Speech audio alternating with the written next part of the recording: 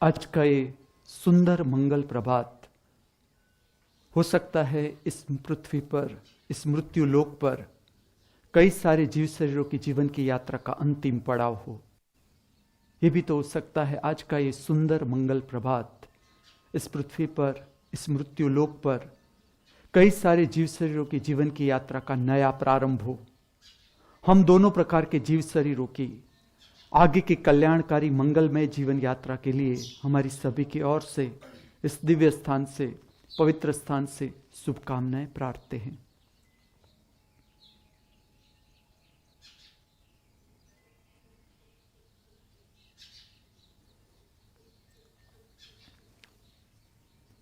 महामृत्यु महाअमृत विश्वविद्यालय, महाअमृत यूनिवर्सिटी की दूसरी पाठशाला the school of health and nutrition, पोषण प्रसाद, स्वास्थ्य संबंधित जो मार्गदर्शन है मनुष्य को इस पाठशाला का, इस विषय पर आगे ले जाऊं। इससे पहले कुछ सांस की विधि।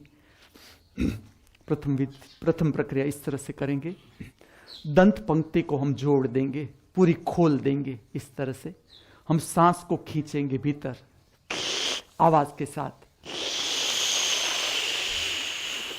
जितनी आप खींच सकते हो भीतर सांस को इस तरह से खींचो, फिर उच्छ्वास छोड़ेंगे आवाज के साथ, शरीर को आगे ले जाएंगे।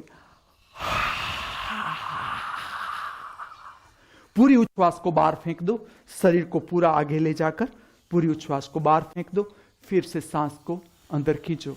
इस तरह से 5 बार करेंगे ये प्रक्रिया।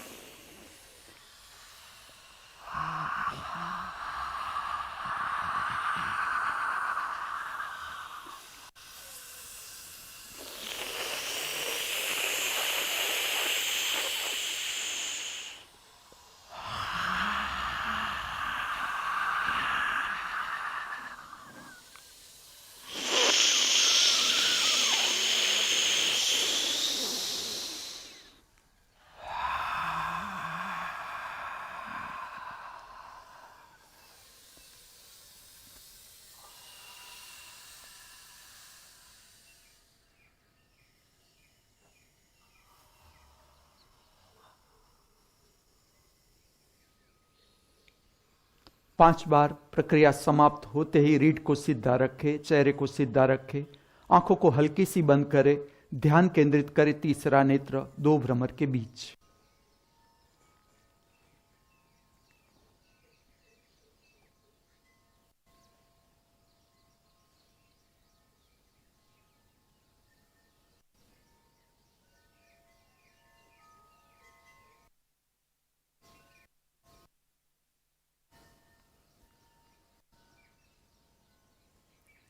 सांस उच्छ्वास संबंधित दूसरी प्रक्रिया में ले जाऊंगा, जिसे अभी मैं कह रहा हूं ही मेन शू प्राणायाम।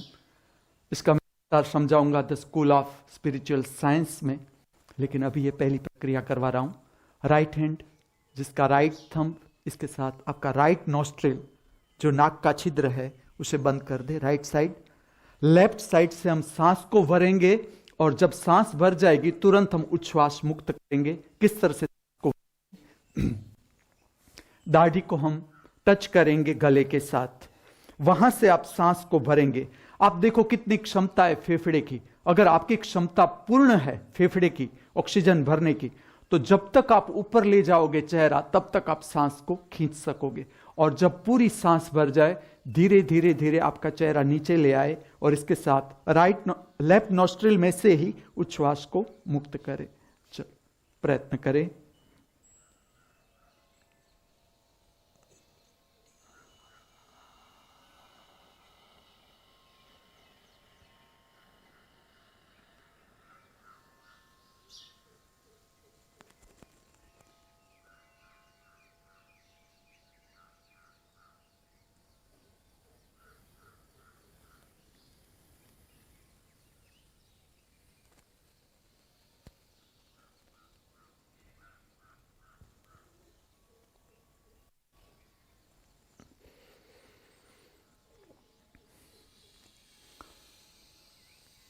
ये प्रक्रिया एक बार करनी है, राइट साइड एक बार करनी है, अभी एक बार करनी है। अब हम लेंगे लेफ्ट हैंड, लेफ्ट थंब, उससे अब लेफ्ट नॉस्ट्रिल बंद कर देंगे।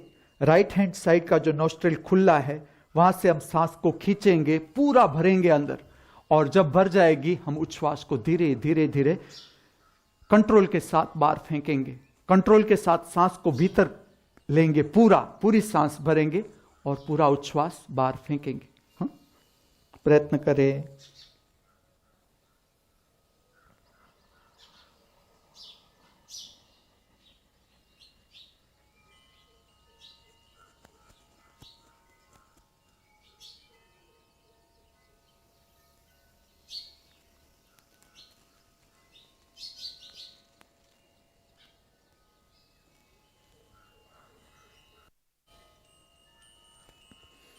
प्रक्रिया भी एक ही बार करनी है। जैसे ये प्रक्रिया समाप्त हो जाए रीढ़ को सीधी रखे, चेहरा सीधा रखे, आंखें हल्की सी बंद करे और ध्यान केंद्रित करे तीसरा नेत्र दो भ्रमर के बीच।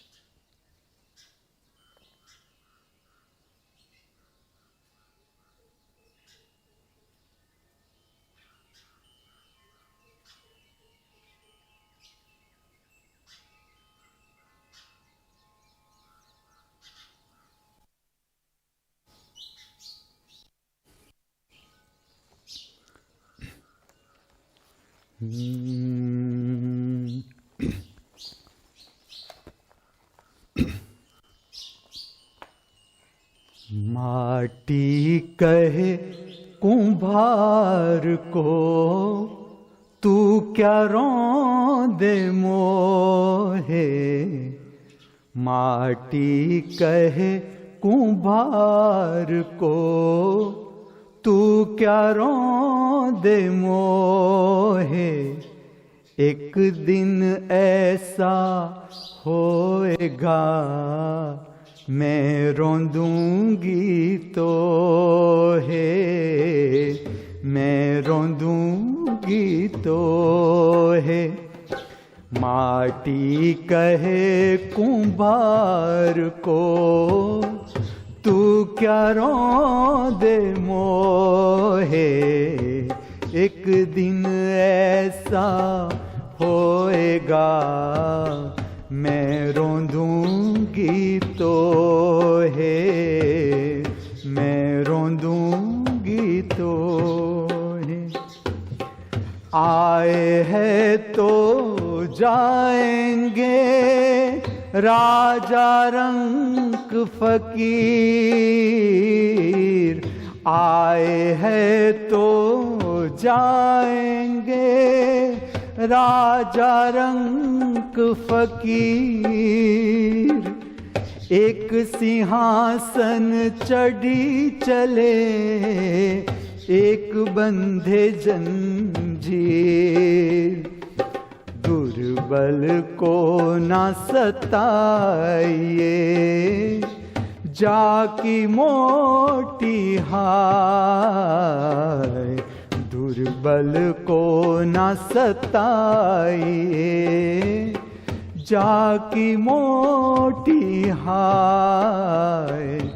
बिना जीव के सांस को लोह भस्म हो जाए, माटी कहे कुम्हार को, तू क्या रोंदे मोहे, एक दिन ऐसा होएगा मैं रोंदूंगी तो है। चलती चाकी देख के दिया कबीरा रोए, चलती चाकी देख के दिया कबीरा रोए।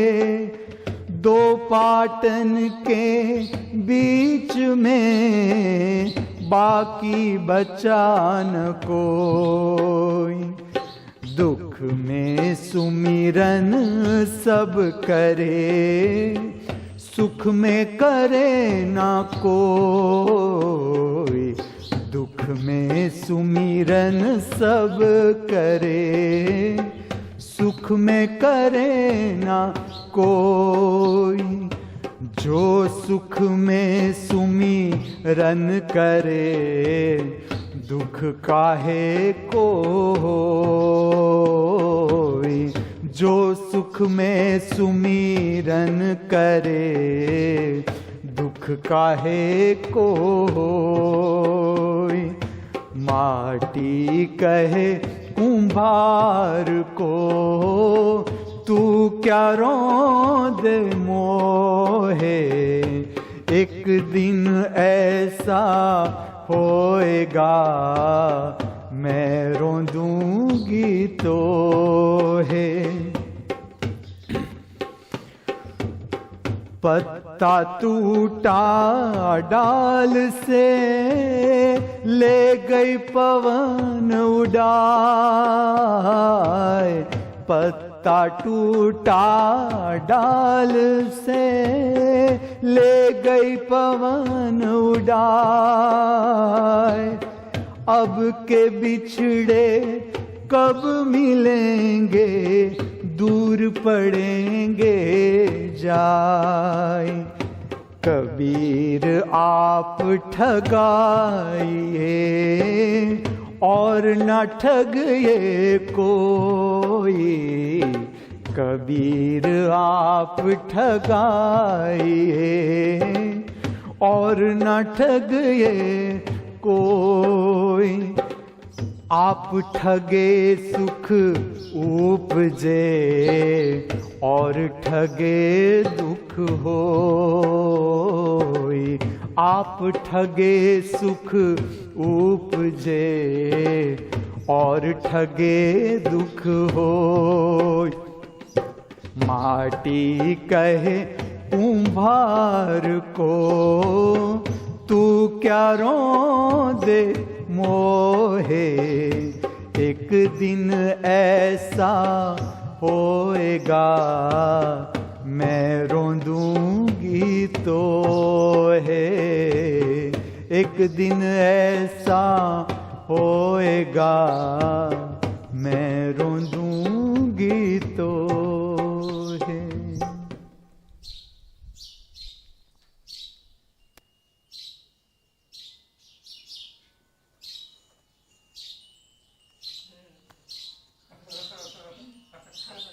तो मैं गा सका। नेम ऑफ द राग घंटू।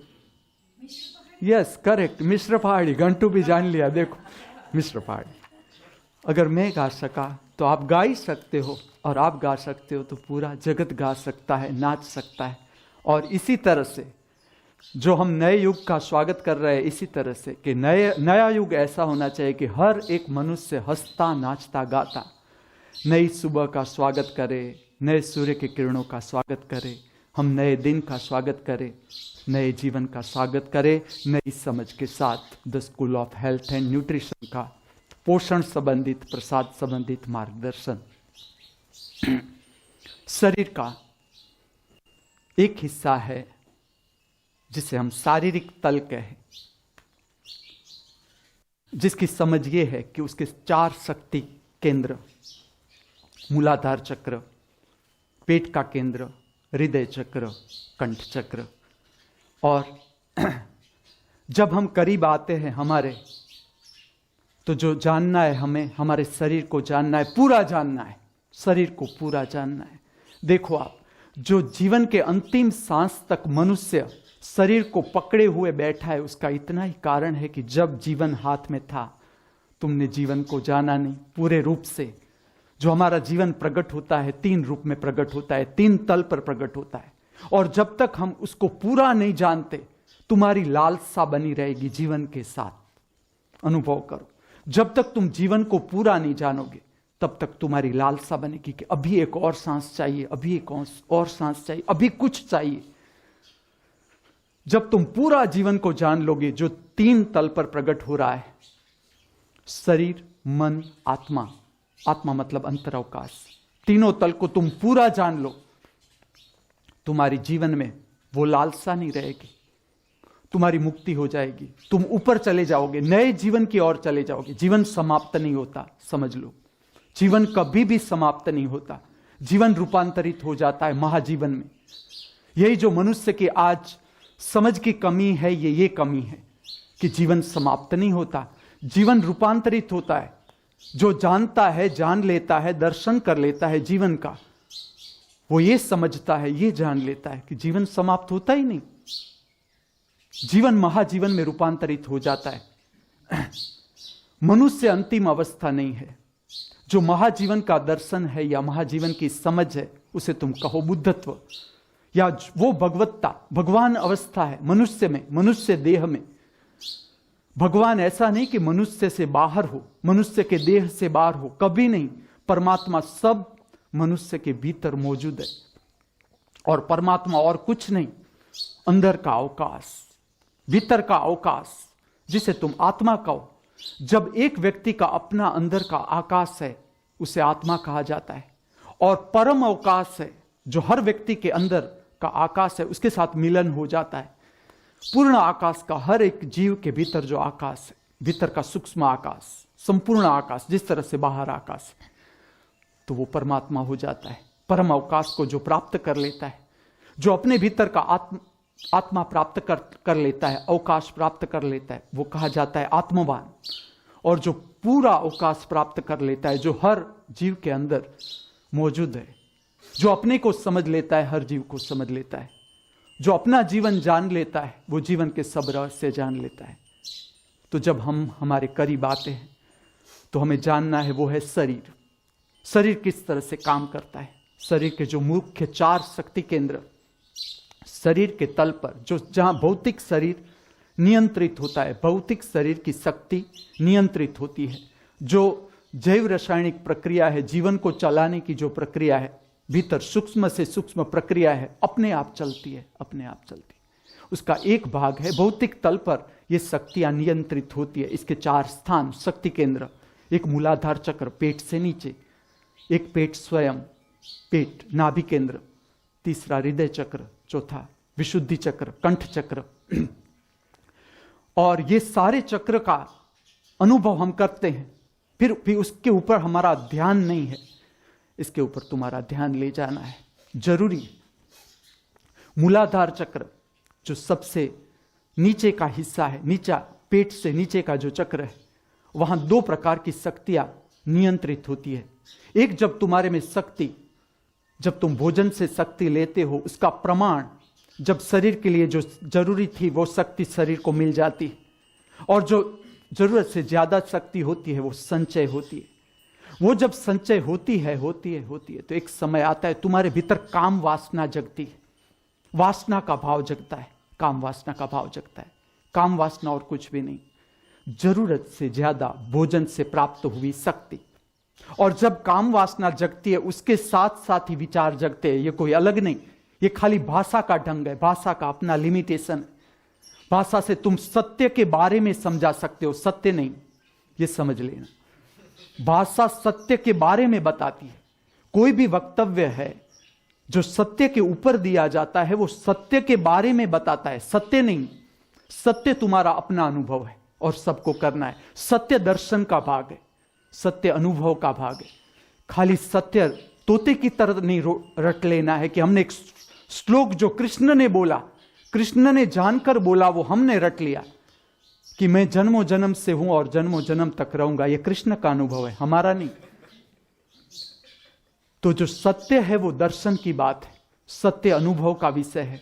तो भाषा है, उसको समझाने का लिमिटेशन है, कहने के लिमिटेशन। वो खाली इंगित करती है, वो अंगुली ले जाती है कि इस तरह से सत्य होता है, तुम देखो। तो जब तुम्हारे भीतर काम वासना की शक्ति जगती है उसके साथ ही विचार जगता है, कल्पना जगती। और यह असंभव है कि बिना कल्पना में खोए, बिना मूर्छा में खोए तुम काम वासना की ओर बढ़ सको। तुम्हें मूर्छा में खोना पड़ता है। लेकिन इतना समझो कि ये चक्र है, ये शक्ति चक्र है, शक्ति का केंद्र है जो नियंत्रित करता है कि तुम्हारे भीतर जब शक्ति जरूरत से ज्यादा बढ़ती है तो वो काम वासना में रूपांतरित होती है। ऐसा समझो, तुम्हारे भीतर जितने विचार चलते हैं, विचार की श्रृंखलाएं चलती है, ये काम वासना की शक्ति है। जरूरत से ज्यादा शक्ति जो भीतर इकट्ठी हो जाती है, उससे मन बनता है, विचार बनता है, कल्पनाएं बनती है, भाव बनते, भाव जगते। ये सारे मूलाधार चक्र के ऊपर की शक्ति है जो हम अनुभव करते हैं। हर एक अनुभव करता है काम वासना से। काम वासना का अनुभव हर एक मनुष्य करता है, हर एक जीव करता है, हर एक प्राणी करता है। ये प्रकृतिगत व्यवस्था है। इसके साथ साथ ही मूलाधार चक्र नियंत्रित करता है हमारे शरीर की ड्रेनेज सिस्टम।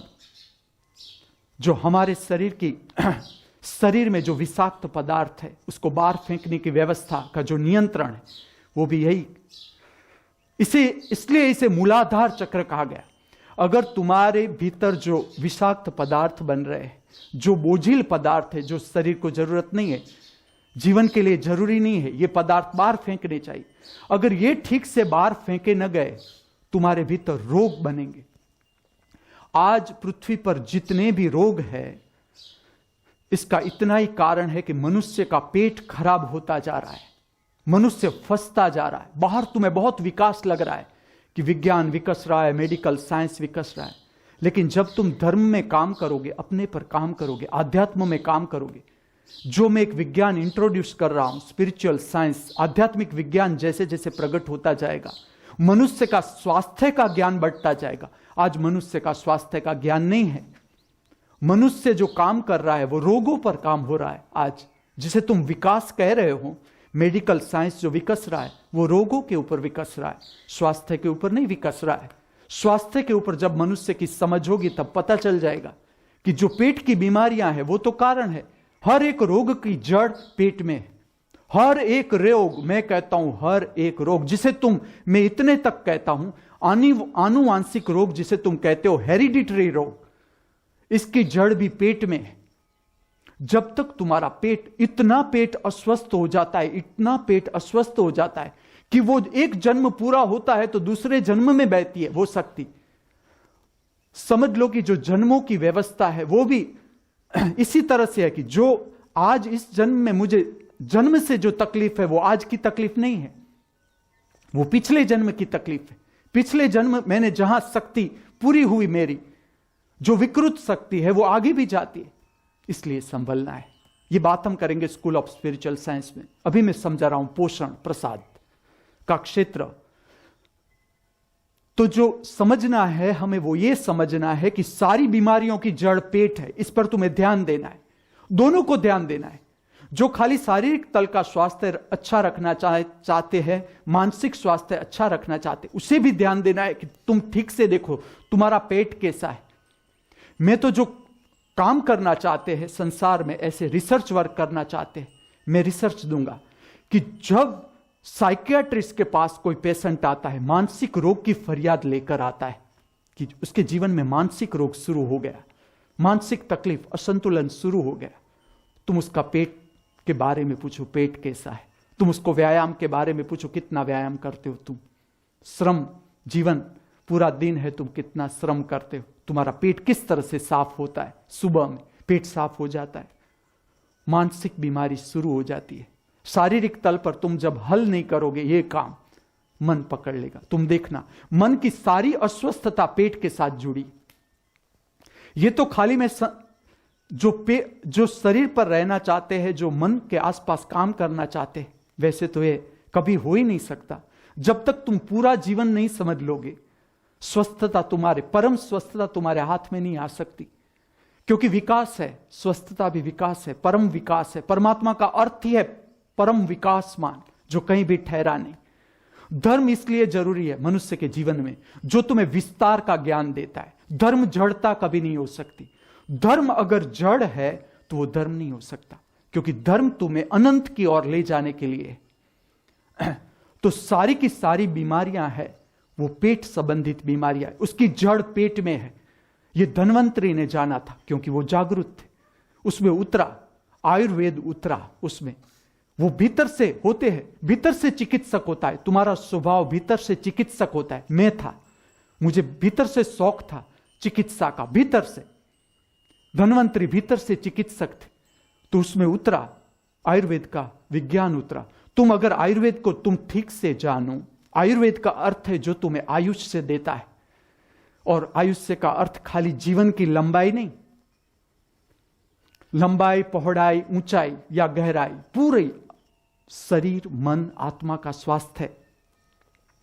तो आयुर्वेद का अगर तुम केंद्र समझो, अगर आयुर्वेद सच्चा वैद्य है, उसके पास तुम जाओ, सबसे पहला उसका प्रश्न होगा कि तुम्हारा पेट साफ हुआ सुबह में? किस तरह से तुम्हारा पेट साफ होता है?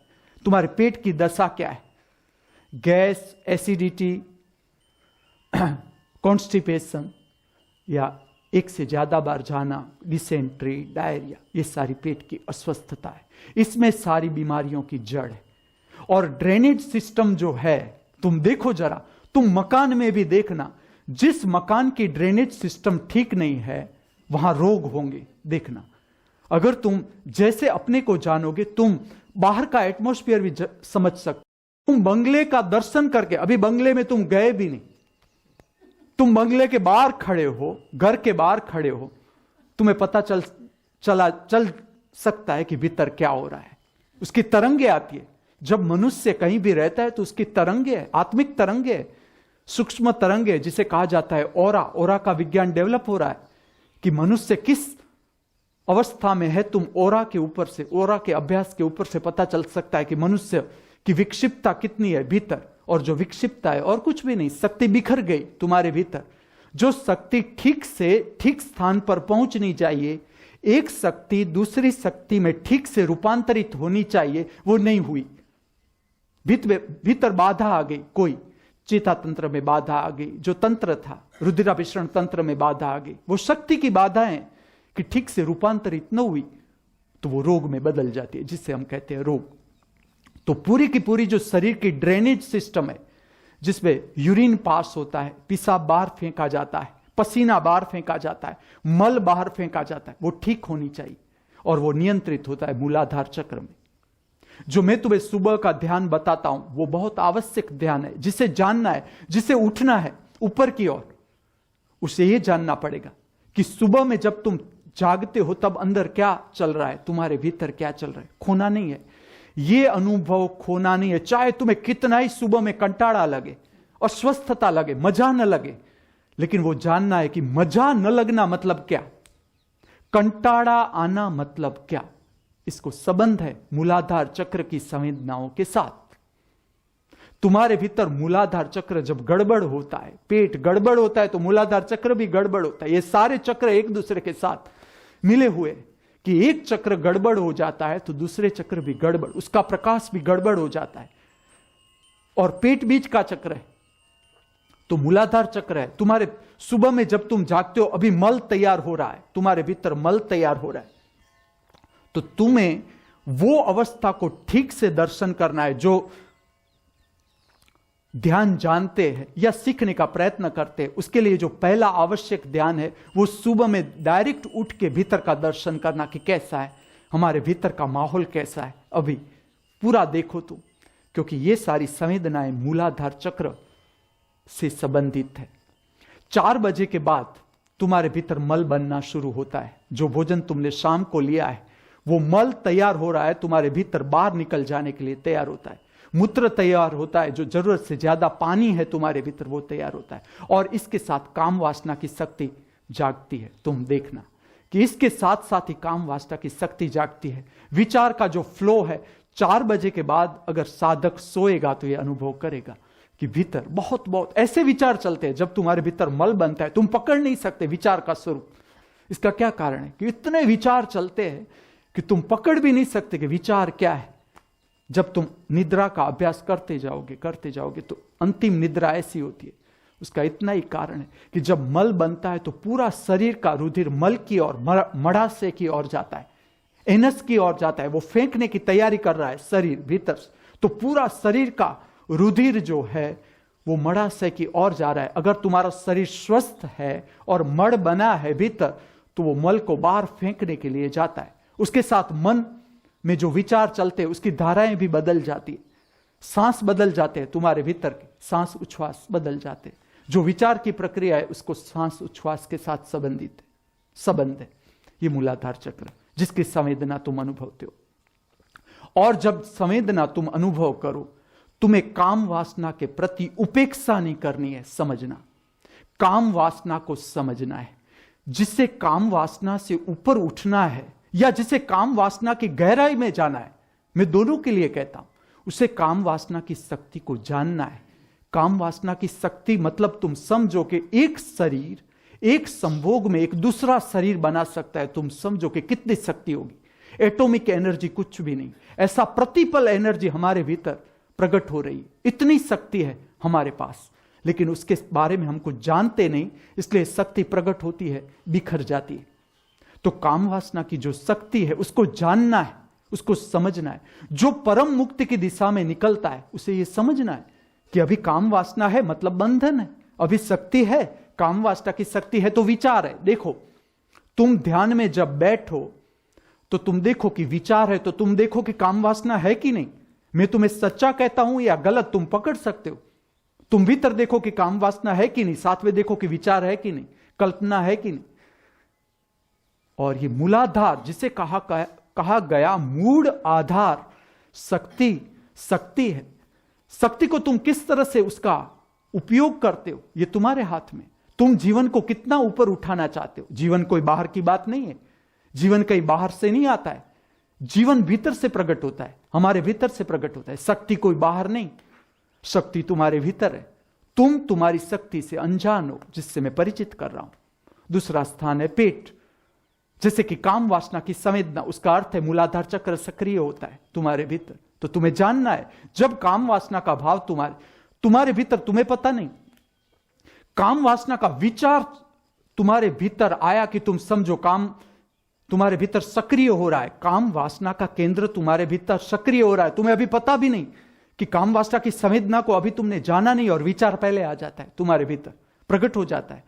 जैसे जैसे तुम अपनी गहराई में जाओगे तुम पाओगे कि विचार प्रकट हो जाता है। काम वासना की संवेदना, शारीरिक संवेदना प्रकट होने से पहले उसका विचार आ जाता है, तो संवेदना उसके बाद में प्रकट होती है। जैसा विचार आए तुम समझो कि काम वासना का केंद्र प्रकट हो रहा है तुम्हारे भीतर। इवन मैं कहता हूं कि जब तुम्हें पिसाब लगती है, उसका अर्थ है कि काम वासना का केंद्र का एक काम और भी है कि उत्सर्जन तंत्र है वो नियंत्रित करता है तुम्हारे भीतर। और इसके मसल्स है, स्नायु है। उम्र बढ़ती है, जब वो मसल्स खराब हो जाते हैं, किडनी के मसल्स लूज हो जाते हैं, एनस के मसल्स लूज हो जाते हैं, मड़ाशय के मसल्स लूज हो जाते हैं, तो बहुत तकलीफ हो जाती है। पेट में ठीक से मड़ बाहर नहीं निकलता है, भीतर का भीतर ही रह जाता है, और अनेक रोग हो जाते हैं वृद्धावस्था में। उसका कारण है कि हम ठीक से जान नहीं रहे, और ये सारा उत्सर्जन तंत्र जो नियंत्रित होता है वो मूलाधार चक्र से होता है, और जो अपने को जानने की दिशा में निकलता है उसे हर एक संवेदना से परिचित होना है। ये मूलाधार चक्र की क्षेत्र है। मैं स्कूल ऑफ स्पिरिचुअल साइंस में एक एक चक्र और डिटेल में ले जाऊंगा। दूसरा चक्र है, दूसरा स्थान है, वो है पेट, जिसका तुम अनुभव करते हो भूख, तरस, ये दोनों इसके साथ जुड़ी हुई संवेदनाएं, कि तुम्हें तुम्हारे भीतर जब शक्ति की जरूरत है, खाली हो जाती है शक्ति, तो ऑटोमेटिक व्यवस्था है, स्वयंभू व्यवस्था है कि तुम्हें भूख की संवेदना लगती है, भूख लगती है, भीतर खाली हो जाता है, ये पेट की संवेदना। तीसरा चक्र है हृदय, इसके साथ जुड़ा है भाव, दोनों प्रकार के भाव है। जैसे कि जो शक्ति काम वासना की ओर जाती है उसके साथ जुड़े हुए भाव है ईर्ष्या, तिरस्कार, अहंकार, क्रोध, घृणा, ये सारे नकारात्मक भाव का उद्भव जो है, उद्भव स्थान है, वो है काम वासना की शक्ति का जागना, या अधोगामी शक्ति का अधोगामी दिशा में जाना, गुरुत्वाकर्षण की दिशा में जाना, संकुचितता की ओर जाना। ये जीवन संकुचितता की ओर जा रहा है। और ऊर्ध्वगामी भाव है, तुम्हारे भीतर प्रेम जगता है, करुणा, आनंद, उल्लास, प्रसन्नता, उदारता, प्रेम, निर्भयता, श्रद्धा, विश्वास, ये सारे आत्मिक भाव जो है, मैं कहता हूं जो आत्मिक लक्षण दिखाते हैं तुम्हारे भी, वो सारे ऊर्ध्वगामी भाव जो है, दोनों का चक्र हृदय चक्र है, दोनों भावों का स्थान है हृदय चक्र। अगर जैसे जैसे आपका हृदय चक्र पुलकित होता जाता है, शुद्ध होता जाता है, वैसे वैसे आपके भीतर विधायात्मक शक्ति जगती है, जीवन जीने की प्रेरणा आती है तुम्हारे भीतर, नया जीवन जीने का उत्साह आत्मिक लक्षण है तुम्हारे भीतर। समझो कि तुम्हारी शक्ति ऊर्ध्वगामी हो रही है। ये स्थान जो है भाव का केंद्र, जब तुम्हारे भीतर भाव जगता है तब तुम्हारे भीतर वो जो स्थान है वो है हृदय चक्र। और जैसे जैसे तुम्हारे भीतर शुद्धि होती है, भाव शुद्ध होते हैं, ऊर्ध्वगामी शक्ति जो होती है, जो आत्मा की ओर जाती है, त्रिनेत्र की ओर जाती है, वो शुद्ध भावों को जगाती है। जो नीचे की ओर जाती है, काम वासना की ओर जाती है, वो जो नकारात्मक भाव है उससे तुम गिरते हो। फिर चौथा जो चक्र है वो है विशुद्धि चक्र। हम इतनी बोल बोल करते, कहां से करते हो तुम ये बोल बोल, उसको नियंत्रण करता है ये चक्र, तुम्हें पता नहीं इस स्थान का। ये ऐसा स्थान है, मैं तुम्हें कहूं इसका रहस्य, कि जब ये स्थान शुद्ध हो जाता है, कंठ चक्र जिसे हम कहते हैं, उसका ये स्थान जब शुद्ध हो जाता है, तुम असत्य नहीं बोल सकते। तुम अगर बोलना भी चाहो कि मुझे असत्य बोलना है, तुम्हारे कंठ से निकल नहीं सकता असत्य। ये ऐसा चक्र है, अगर तुमने शंकर का एक रूप कहा गया नीलकंठ, कि जिसने जगत का विष पी लिया, जगत ने गालियां दी, शंकर को मारा, सबके साथ होता है ये, खाली शंकर के साथ नहीं। जो जानता है और मनुष्य को उठाने की दिशा में जाता है, तो मनुष्य भी कहता है कि तू आया कहां से, तू है कौन हमको उठाने वाला, जब हम दुख में रहना चाहते हैं तू कौन है जो हमको परम सुख देने आ गया। तो शंकर को गालियां मिली, जहर मिला पीने को, लेकिन उसके भीतर से करुणा बही। नीलकंठ का इतना ही अर्थ है कि प्रतिक्रिया नहीं आई उसके अंदर से, उसके अंदर से अमृत वचन ही बचे बहे। और उसे क्या लेना देना है, जिसने भीतर का आकाश पा लिया, अवकाश पा लिया, जो आज मैं बात करने जा रहा हूं ऊपर के क्षेत्र की, वो यही बात करने जा रहा हूं कि जिसने भीतर से अवकाश पा लिया।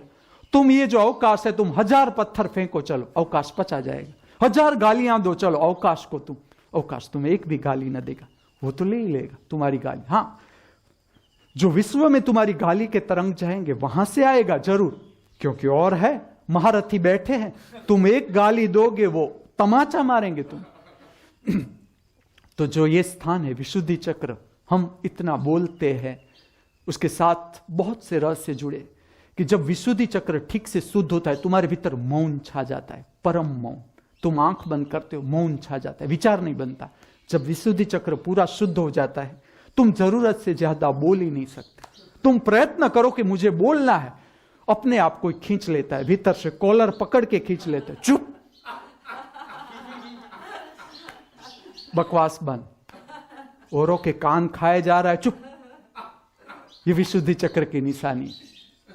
जैसे जैसे तुम जागरूक होते हो, तो ये निशानी है कि तुम बोलना क्या चाहते हो पता नहीं, हमारे भीतर से तो कोई और बोल जाता है, पता बाद में हमें पता चलता है कि गाली दे दी इसको, मैं बुरा बोला, ऐसा नहीं, बाद में पछतावा होता है। ऐसा बोलते हैं हम कि बाद में पछतावा है कि क्यों बोला मैं, ये जरूरत नहीं था। और जैसे जैसे तुम जागरूक होते हो, या तो बोलने से पहले तुम्हें पता होगा कि ये वाक्य मुझे बोलना है, ये कहना है मुझे। हम तो कहना चाहते हैं, तो जो कहना चाहते हैं वो एक और रह जाते हैं, और जो नहीं कहना चाहते वो प्रकट हो जाते हैं। ये हम देखेंगे स्कूल ऑफ डिवाइन लैंग्वेज में। अभी तो मैं तुम्हें समझा रहा हूं विशुद्धि चक्र और प्रसाद। तो विशुद्धि चक्र का इतना ही रहस्य है कि जब वो शुद्ध हो जाता है, तुम्हारे भीतर से सत्य वाणी ही प्रकट होती है, अमृत वचन ही प्रकट होती है। इसकी निशानी है वाणी सुंदर हो जाती है। इसकी निशानियां है कि जब तुम्हारा भीतर विशुद्धि चक्र शुद्ध होता है, तुम्हारी वाणी कर्कश नहीं रहती, बोलना सुंदर हो जाता है। अगर तुम्हें मेरी वाणी कर्कश लगे, तुम इतना ही समझो गुरु का भी विशुद्धि चक्र और असत्य वचन नहीं निकलता। अगर मेरे भीतर से असत्य वचन निकलता है, तुम समझो कि हाँ अभी अटके हुए। ये सारे शारीरिक क्षेत्र जिसका अनुभव हम रोज कर, मैं इसलिए ये बोल रहा हूं कि ये अनुभव हम रोज करते हैं शक्ति का, फिर भी हमें इसके बारे में कुछ पता नहीं। और जो ध्यान की दिशा में मेहनत कर रहे हैं, वो खाली थोड़ा मुझे समझ लेंगे, थोड़ा तुम विकास देखो ध्यान का या तुम्हारी साधना का। ये सारे शारीरिक क्षेत्र जहां से शरीर का एक भाग शारीरिक तल पर नियंत्रित होता है अपने आप, तुम्हें कुछ भी नहीं करना पड़ता, तुम्हें ब्लड नहीं बनाना पड़ता, तुम्हें भीतर हार्ड मांस मज्जा कुछ भी नहीं बनाना पड़ता, तुम्हें रुधिर बनाना नहीं पड़ता। कितनी सुंदर व्यवस्था दी है परमात्मा। तुम्हें भूख लगी, तुम सुखड़ी का टुकड़ा खा लो, बाकी का सारा संभालेगा। तंत्रिका तंत्र संभालेगा, रुधिराभिसरण तंत्र संभालेगा, सारा का सारा। इतने सारे तंत्र परमात्मा ने दिए जिसकी हमें कुछ कीमत नहीं। हम मंदिर में जाके मांग के सिवाय और कुछ करते, हमारी सारी प्रार्थनाएं मतलब मांग, करियाना का लिस्ट हमारी प्रार्थना। तुम माता जी के मंदिर में इतनी भीड़ देखते हो, तुम्हें लगता है वाह वाह श्रद्धालुओं की देखो क्या। तुम जरा अपने को पूछो कि तुम्हें माता जी के साथ कितना प्रेम है। तुम्हारी जो घर में बैठी है वो माता के साथ तुम्हारा कितना प्रेम है। वो पराशक्ति तो बाद में आती है, जिसका तो दर्शन भी तुमने नहीं किया, मूर्ति में तुमने देख लिया कि हाँ ये हो सकती है पराशक्ति। तुम सच में अपने से पूछो कि परमात्मा जिसे तुम पूजा करते हो किस लिए करते हो, ये पूजा उसमें कितनी मांग है। सुबह में जब तुम प्रार्थना करते हो, सारे प्रार्थना पहले उसका वखाण करते हो प्रार्थना में, पहले कि तू ये है, तू वो है, तू देने वाला है। पंगुम लम गए ते गिरिम, जो लंगड़े को पूरा पर्वत पार करवा देता है, जो मूंगे को वाणी दे देता है, पूरा उसका पहले तारीफ करते हैं, बाद में कहते हैं हमारी इतनी इतनी मांग है। और वो लिस्ट लंबा है, कुछ प्रकट हो गया लिस्ट का भाग, कुछ अभी बाकी। ये हमारी प्रार्थना है और ये हमारा परमात्मा के साथ संबंध, ये हमारा धर्म कि जिसमें मांग के सिवाय और कुछ नहीं जुड़ा। हम धमकी देते हैं परमात्मा को कि तूने अगर ये मांग हमारी पूरी नहीं की, दूसरी बार हम तुझे नहीं मानेंगे। इससे ऊपर का क्षेत्र, ये सारे शारीरिक क्षेत्र, विशुद्धि चक्र, कंठ चक्र जिसे हम कहते हैं, ये शारीरिक क्षेत्र जो अपने आप संतुलित होता है, उसका भाग, एक भाग शारीरिक शरीर जो है उसको चलाता है भीतर से। अब उसके ऊपर का रहस्य शुरू होता है, वो होता है त्रिनेत्र, तीसरा नेत्र, जिसका एक नाम है आज्ञा चक्र। कि जब तुम वो स्थान पर चले जाओ, तुम्हारे भीतर से जो आज्ञा आए, पहले तो जब हम समझते हैं कि आज्ञा चक्र, तो लोभ प्रकट होता है कि आज्ञा चक्र पर पहुंच जाए, फिर देखना मैं तेरी क्या हालत बनाता। भीतर से वो आता है कि अगर आज्ञा चक्र हाथ में आ जाए, पूरे दुनिया पर साम्राज्य करेंगे। ये भीतर का लोभ जगता, क्योंकि हर एक चक्र के साथ मन है। 7 चक्र जिसने जाना, चक्र तो और भी है मैं बताऊंगा, लेकिन अभी हम 7 चक्र की 7 स्थानों की बात करते हैं, शक्ति स्थानों की, सबके साथ मन जुड़ा है। जो 4 चक्र मैंने नीचे बताए, उसके साथ जो बहिर्गामी इंद्रिया है, जो संसार के साथ जुड़ी है, जिसका संबंध बाहर के जगत के साथ, उसके साथ वो मन जुड़ता है। वहां से संदेश आता है मन का, और ये मन से हमारा मन भीतर चलता है, हमारे मन के तरंगे भी उसके साथ रंग जाती है। बाहर के उदार विचार, उदार भाव हमें स्पर्श करते हैं। ये 4 चक्रों से संबंधित है नीचे का मन, और हर चक्र के साथ मन जुड़ता है। जो मैं कहता हूं त्रिनेत्र, उसका अनुभव कैसे करना है। यह ऐसा स्थान है जहां विचार संभव नहीं। त्रिनेत्र ऐसा स्थान है कि जहां तुम त्रिनेत्र का भी विचार नहीं कर सकते। तुम अनुभव करके देखो, त्रिनेत्र दर्शन का स्थान तुम्हारे भीतर, जो मनुष्य इससे अपरिचित है कि भीतर एक दर्शन है, अंदर जगत है। जिस तरह से बाहर जगत है, इस तरह से अंदर का भी जगत है, जिसमें भाव उठता है, गिरता है, बनता है, बिखरता है, विचार आता है, जाता है, विचार की श्रृंखला बनती है, बिखरती है। बहुत कुछ प्रक्रियाएं हो रही है भीतर, जाने अनजाने। उसको देखने की जो शक्ति है वो हमें प्राप्त होती है त्रिनेत्र से। तीसरा नेत्र एक ही नेत्र है, जिसे शिव नेत्र भी कहा गया, नाम कुछ भी दिया गया। ये तो जितना जितना नाम मुझे आता है मैं तुम्हें इंप्रेस करने के लिए बोलता हूं। एक नाम है आज्ञा चक्र, और सच में वो आज्ञा चक्र ही होता है। लेकिन वहां ऐसा नहीं होता कि जब तुम्हारी शक्ति आज्ञा चक्र पर पहुंचती है, तुम्हें ऐसा नहीं होता कि आज्ञा चक्र मेरे हाथ में आ जाए, मैं रंजन को बैठे बैठे आज्ञा दूंगा कि ये सावरणी से साफ कर दे। हो सकता है वो कर सकती है, अगर आज्ञा चक्र पर जिसकी शक्ति आ जाए वो आज्ञा चक्र से काम ले सकता है।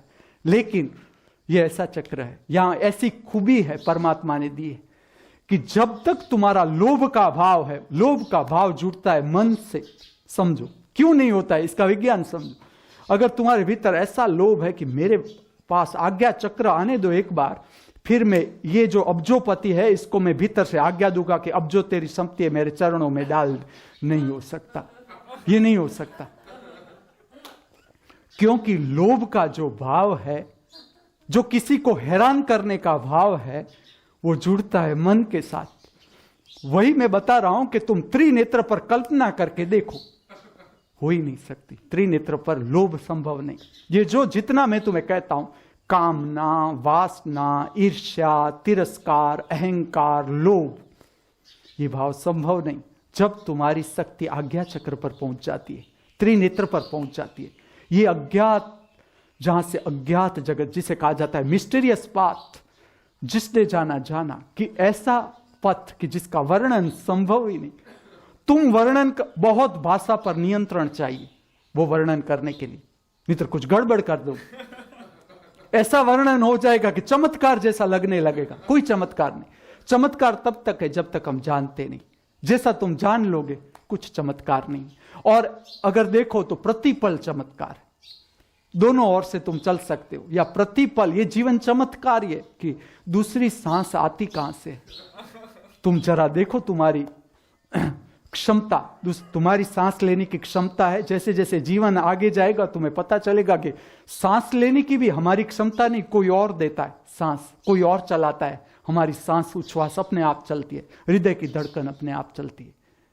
ये सारा जो नियंत्रण है, जिसे अज्ञात जगत कहते हैं, हमारे भीतर का जो अज्ञात जगत है, हमारे सबके भीतर है। ये स्थान ऐसे है कि जो पूरे की पूरा जीवन बीत जाता है, फिर भी ये स्थानों का कुछ पता ही नहीं कि जो मैं नाम बोलता हूं आज्ञा चक्र, तीसरा नेत्र, जहां से तुम्हारे भीतर आत्मा का प्रकाश आता है, जो तुम तुम्हारे भीतर विचार देख सकते हो, भाव देख सकते हो, शरीर की संवेदना देख सकते हो। ये सूक्ष्म प्रकाश है आत्मा का, तुम जानो ये प्रकाश है, तुम्हारे भीतर प्रकाश है। जगत की कितनी भी अंधेरी रात में वो प्रकाश, तुम्हारी क्षमता है, आत्मा का प्रकाश कितना भीतर जागा, उस प्रकाश को बाहर की अंधारी रातों के साथ कोई संबंध नहीं, वो भीतर प्रकाशित ही रहता है। और जैसे जैसे जैसे तुम गहराई में डूबते जाते हो, तुम आत्मा का प्रकाश प्राप्त करते ही जाते हो। ये खाली अवकाश देने की बात है। मैं जब तुम्हें समझाता हूं कि भोजन को हम प्रसाद में कैसे बदले, तो भोजन के साथ खाली ये 4 क्षेत्र नहीं, भोजन के साथ ऊपर के 3 क्षेत्र है जो हमें जानना है। त्रिनेत्र से उसका द्वार प्रारंभ होता है। भीतर का जो विस्तार है, अनंत विस्तार, जिसे तुम बाहर से देखो तो खोपड़ी समझो, खोपड़ी, पूरी खोपड़ी ले लो तुम, स्कल, पूरी स्कल ले लो। ये जो पूरी स्कल का क्षेत्र है उसे तुम सहस्त्रार चक्र कहो, ऊपर का चक्र, ऊपर का शक्ति स्थान, कि ऊपर का विस्तार जिसे हम कहे, जिस तरह से मूलाधार चक्र नीचे का विस्तार, इस तरह से ऊपर का विस्तार। कृष्ण जिसे कहते हैं, कृष्ण कहते हैं ऊर्ध्व मूलम, मनुष्य का जो मूड है वो ऊपर है, आकाश की ओर।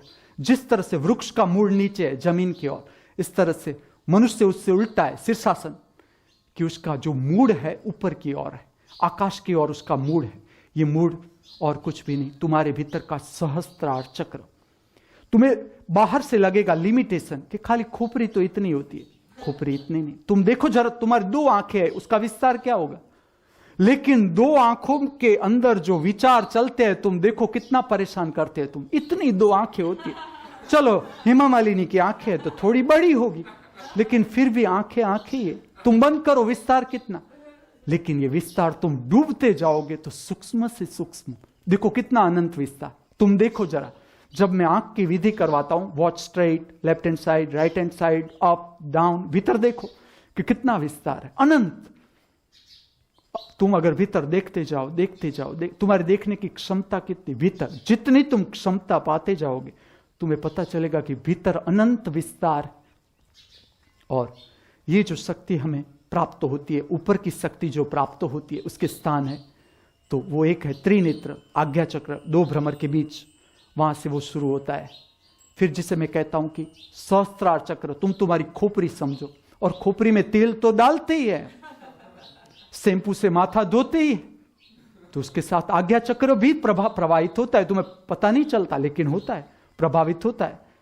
भारत में एक विधि खोजी गई कि जब शिष्य गुरु के चरण में आता है, उसे पैर पड़ता है, तो गुरु खाली उसके सहस्त्रार चक्र पर हाथ रखता है, खोपड़ी के ऊपर हाथ रखता है, मूलाधार चक्र पर नहीं रखता गुरु, सहस्त्रार पर रखता है। तो जो भीतर की शक्ति होती है, जो मूलाधार की शक्ति होती है, अपने आप खींच आती है सहस्त्रार के ऊपर। लोभ में मत जाना, बिना हाथ रखे भी उठाई जा सकती है शक्ति। ये तो गुरु की प्रबलता पर है कि गुरु कितना जोरावर है, तो वो बिना छुए तुम्हें भी तुम्हारी शक्ति को उठा देता है ऊपर। लेकिन विधि है, ये विधि है कि छोटा बच्चा भी अगर ऐसी, भारत में ये विधि खोजी गई कि चलो चरण छुओ, माँ के चरण छुओ, पिता के चरण छुओ, वडीलों के चरण छुओ, और वो तुम्हारे माथा पर हाथ रखेंगे। ये और कुछ भी नहीं, इतना ही है कि तुम्हारा जो सहस्त्रार चक्र है, जब तक तुम स्वयं नहीं जानोगे तब तक ये चक्र नहीं खिलेगा। इसलिए मैं तुम्हारा ध्यान ले जा रहा हूं कि ये विस्तार है तुम्हारे भीतर का, ऊपर की अगासी है जिसका तुम उपयोग नहीं कर रहे हो। और ये खाली ऊपर की अगासी ही नहीं, ये बहुत गहराई है, ये स्थान की इतनी गहराई है, अनंत गहराई है। इसके साथ एक और स्थान आता है, शिव बिंदु। आप ऐसा समझो कि आप अगर आपकी खोपड़ी को ठीक से देखोगे तो उसमें एक ऐसा भाग पाओगे आप जहां ब्राह्मण चोटली रखते हैं, या हमारा फुफला पुम चोटली रखता है। तो वो चोटी क्यों रखते हैं? वो जो चोटी है उसका मध्य स्थान है। तुम इतना ही देखो कि तुम्हारी खोपड़ी पूरी हार्ड नहीं है, तुम्हारी खोपड़ी को ठीक से टकोरा करके देखो कि खोपड़ी कैसी है। तो एक भाग तुम ऐसा पाओगे चोटी के पास जो थोड़ा नरम है, मृदु है। उसका अगर आप मध्य केंद्र ले लो तो उसे कहा जाता है शिव केंद्र, जिससे पराशक्ति हम कहते हैं। पराशक्ति मतलब जिसे हम व्याख्यायित नहीं कर सकते, जिस शक्ति को, परा का अर्थ है अनंत, जो बुद्धि के क्षेत्र में नहीं आती, जो शक्ति शब्दों में नहीं कही जाती, खाली तुम नाम दे सकते हो पराशक्ति। जिस तरह से परमात्मा मतलब अनंत, परमात्मा का अर्थ है अनंत, जो विस्तार अनंत है, जो शक्ति अनंत है, वो पराशक्ति संपर्क करती है, वो प्रवाहित होती है पूरे शरीर में। तुम जानो न जानो ये बात अलग है। जब तुम अपने को जानते हो तो तुम ये भी जान लेते हो, लेकिन जब तुम नहीं जानते हो तब भी होता है। एक शब्द है स्वयंभू। शिवलिंग जब मैं देखता था मंदिरों में शिवलिंग, तो उसके लिए कहा जाता था कि ये स्वयंभू है। मैं मानने को तैयार नहीं था कि स्वयंभू कभी बाहर नहीं हो सकता, ये प्रतीक है। शिवलिंग खाली प्रतीक है तुम्हारे भीतर का, शिवलिंग बाहर नहीं, शिवलिंग तुम्हारे अंदर है। तुम्हें दर्शन करना पड़ता है, बाहर का दर्शन दर्शन ही नहीं है, वो प्राथमिक विधि है कि तुम शुरू करो, बाहर से दर्शन करना शुरू करो, तो तुम्हारी आंख अंतर्मुख हो जाएगी, शक्ति अंतर्मुख हो जाएगी, और तुम अपने भीतर शिवलिंग है उसे तुम पा सकोगे, समझ सकोगे। और वो स्वयंभू है। तुम देखो हमारा शरीर जो चलता है वो स्वयंभू, कुछ प्रक्रियाएं हमारे हाथ में नहीं। जैसे मैंने कल कहा कि हृदय चक्र है, हृदय की जो स्नायु है हमारे हाथ में नहीं। तुम्हें ऐसा लगेगा क्यों हाथ में नहीं, हम खुद हार्ट अटैक पैदा कर देते हैं हमारे में, ऐसा खाते हैं कि हार्ट अटैक आ जाता है हमारे भीतर, भर देते हैं। लेकिन ये ना समझिए, कोई समझदारी नहीं। तुम्हें अगर हार्ट अटैक आ रहा है तो कोई समझदारी नहीं, तुम ज्ञानी मत समझना अपने को, तुम संपूर्ण अज्ञानी। हार्ट अटैक ऐसे नहीं आ सकता, तुम्हारे पूछे बिना तुम्हें हार्ट अटैक नहीं आ सकता। तुम्हारी रजा लेने आता है कि मैं आऊं, तुमको आओ। अटैक भी तुम्हारी रजा ले सकता है। तुम जब आज्ञा चक्र की बात करते हो तो अटैक बिना आज्ञा के नहीं घुस सकता तुम्हारे शरीर के क्षेत्र में। जो हार्ट अटैक आ रहा है, मनुष्य का अज्ञान है अपने हृदय के बारे में, वो कुछ नहीं जानता, हृदय को खाली ऊपर ऊपर से जानता है। हृदय बहुत गहरी बात है, जहां दो भावों का मिलन होता है, जहां ऊर्ध्वगामी भाव और अधोगामी भाव दोनों प्रकट होते हैं जिस शरीर में, वो स्थान है ये। शिव की जो मूर्ति, शिव का जो रूप बार दिया गया, शिवलिंग स्वयंभू कहा गया उसे, कि शिव स्वयंभू, शिव के लिए एक स्वयंभू। ये बाहर की घटना नहीं है, ये हर एक मनुष्य के साथ की घटना है। शिवलिंग हर एक मनुष्य के साथ की घटना है, अपने भीतर की। ये शक्ति का जो क्षेत्र है उसको प्रकट करने के लिए बाहर दिया गया कि पहले तुम बाहर अभ्यास करो कुछ, फिर तुम तुम्हारे भीतर उतरो। तो हमारे भीतर कुछ स्वयंभू हो रहा है, स्वयंभू। तुम्हें कुछ करना नहीं जाने पड़ता कि चलो अब इतनी उम्र हो गई, अभी मृत्यु आई क्यों नहीं, वो अपने आप आएगी। तुम्हें कुछ करना नहीं है, मृत्यु के लिए तुम्हें कुछ नहीं करना है, जन्म के लिए भी तुम्हें कुछ नहीं करना है। ज्यादा से ज्यादा तुम सजाग हो सकते हो, उससे आगे तुम कुछ नहीं कर सकते। और ये जो पूरा क्षेत्र है भीतर का, जिसमें खास करके ऊपर का क्षेत्र है, वो काम करता है हमारे साथ, लेकिन हम उससे अनजान है। अब तुम्हें लगेगा कि ये डोसा इतना बकबक कर रहा है, उसको प्रसाद के साथ क्या लेना। आ रहा हूं उस पॉइंट पर। प्रसाद का अर्थ है पेट की शक्ति को ऊर्ध्वगामी करना, ऊपर ले जाना, नीचे से ऊपर ले जाना। एक शक्ति है जिसे नीचे से ऊपर ले जाना, कि भीतर से अनाज की शक्ति को ऐसी प्रकट करना कि वो ऊपर के क्षेत्रों में चली जाए। लेकिन समझना, ऊपर के क्षेत्रों में जाने के लिए पहले आपको मार्ग बनाना पड़ेगा, मार्ग। और मार्ग बनाने में मत डरना मत कि हम तो कोई इंजीनियरिंग जानते नहीं, कोई रास्ता बाहर बनाया नहीं, कोई ब्रिज बनाया नहीं, तो हम बनाएंगे किस तरह से। बहुत सुगम विधि, खाली जब तुम बैठो, रीढ़ को सीधी करके बैठो, चेहरे को सीधा करके बैठो, कभी भी ऐसी वैसी रीढ़ न रखो। जिससे जीवन में परम उत्साह चाहिए, परम आनंद चाहिए, परम शांति चाहिए, तुम्हारा जीवन संपूर्ण बदला जा सकता है, संपूर्ण। खाली तुम बैठने का तरीका ठीक करो, तुम बैठना स्ट्रेट सीखो, बैठना। हाँ, कभी कभी कमर दुखे तो ढीला ढफाड़ हो जाओ, फिर सीधा कर दो, कमर को सीधी करो। एक क्षेत्र है, कमर जब तुम्हारी रीढ़ सीधी होती है, उसके साथ चार चक्र जो नीचे का क्षेत्र है, जो कंठ से नीचे का, वो अपने आप जागरूक हो जाता है। वो चक्रों पर अपने आप असर आती है, तुम्हारी डाइजेस्टिव सिस्टम अपने आप ठीक हो जाती है। जैसे तुम रीढ़ को सीधी करते हो, तुम्हारी सांस उच्छ्वास अपने आप गहरी हो जाती है। और जब तुम भोजन ठीक से लेते हो, ठीक से चबाकर, होशपूर्ण अवस्था में, भोजन की शक्ति के दो ही रूप है भीतर, दो रूप धारण करेगी तुम्हारे भीतर शक्ति। या विचार बनेगी, कल्पना बनेगी, काम वासना बनेगी, और या प्रकाश बनेगी, दृष्टा शक्ति बनेगी तुम्हारे भीतर, देखने की शक्ति बनेगी तुम्हारे भीतर। तुम जैसे ठीक से भोजन करते जाओगे, तुम्हारे भीतर से मन विलीन अपने आप होता जाएगा, अपने आप। जैसे जैसे तुम संतोष का अनुभव करते जाओगे। अब आती है ऊपर के क्षेत्र की बात। तुम जब भोजन करते हो, तुम संतोष का अनुभव का ठीक माइलस्टोन देखो, कहां संतोष आता है। चलो, चाय तुम पी रहे हो, सुबह से शुरू करो। हम खाते पीते इतना है तो इसका उपयोग करें। हम पूरी की पूरी यात्रा को आध्यात्मिक बना दे। हर एक कर्म को आध्यात्मिक बनाया जा सकता है। अभी हम भोजन की बात कर रहे हैं, school of health and nutrition की बात करते हैं, तो हम ये देखें कि किस तरह से हमारे भोजन को हम विधात्मक रूप दे दे। भीतर भोजन रोग नहीं पैदा करना चाहिए, भीतर भोजन परम स्वाद का अनुभव देना चाहिए, जीवन स्वास्थ्य का स्वाद देना चाहिए। भोजन हमें उसको किस तरह से प्राप्त करना है, वो शक्ति को किस तरह से प्राप्त करना है। तुम भोजन जब शांति से ठीक से चबाओगे, पूरा चबाओगे, तुम स्वाद लो भोजन का। जो भोजन तुम्हें स्वादिष्ट लगता है उसे मुंह में ही रखो। मैं कहता हूं पूरा स्वाद लो। जीवन है किस लिए? पूरा स्वाद लेने के लिए। और जैसे जैसे तुम पूरा स्वाद लेते जाओगे, तुम जरा देखो तुम्हारे भीतर दर्शन की शक्ति अपने, अभी तो कौर मुंह में है, तुम्हारे भीतर दर्शन की शक्ति जागती है। क्योंकि भोजन खाली पदार्थ नहीं है, भोजन के साथ ऐसे शब्द जो दिए गए कि अन्न देव, ये देव क्या, देव का अर्थ है विधायात्मक शक्ति। भोजन में जो विधायात्मक शक्ति है, उस जो शक्ति हमें दर्शन की शक्ति हमारे भीतर जगाती है, वो देव शक्ति है भोजन के अंदर, उसे प्राप्त करना है। या अन्नपूर्णा देवी, ये नाम है खाली कि जो हमारे भीतर जो अनाज की जरूरत है, वो शक्ति हमें अनाज देती है, भोजन देती है। उस शक्ति को हमने नाम कहा। नाम के लिए झगड़ा नहीं करना है, आगे निकल जाओ, झगड़े में पड़ना ही नहीं। नाम कोई भी हो, हमें अनुभव चाहिए, हमें आनंद, उल्लास, प्रसन्नता, उदारता, विश्वास, श्रद्धा चाहिए जीवन में। झगड़ा करके करेंगे क्या? ये सारी चीज है नहीं, इसलिए झगड़ा करते। और ये सारी चीजें आ जाएगी, तुम झगड़ा में पड़ोगे ही नहीं। आनंद उल्लास आ रहा है, भीतर शांति है, कौन झगड़े में जाए? हाँ भाई तू सच। तो जब तुम भोजन लेते हो, ठीक से भोजन लेते हो, मन विसर्जित हो जाता है। मन का अर्थ है अपेक्षा, इच्छा। मन का इतना ही अर्थ है। और अर्थ क्या है? मन का अर्थ है इच्छा। अभी इच्छा का अर्थ क्या है? जो है उसमें तुम दुखी हो, जो कुछ भी है उसमें असंतोष, मतलब मन कि अभी कुछ और चाहिए। मन तरीका खोजता है, मन बाहर का तरीका कि ये ले आऊं, ये ले आऊं।